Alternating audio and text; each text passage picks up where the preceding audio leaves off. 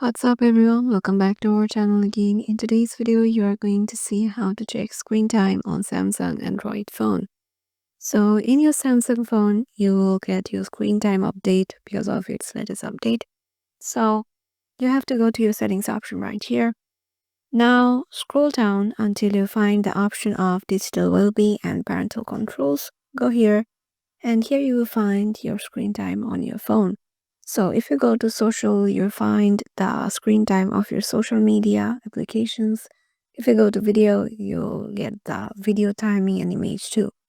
And the most used apps, they're showing in here how much unlock did you did on the last day or last minute, notification settings, and many more.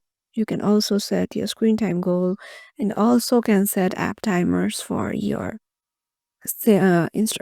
screen time goal every day. So yeah, this is how you can just see your screen time on Samsung or Android phone. Hope this video will help you out and we will see you in the next video.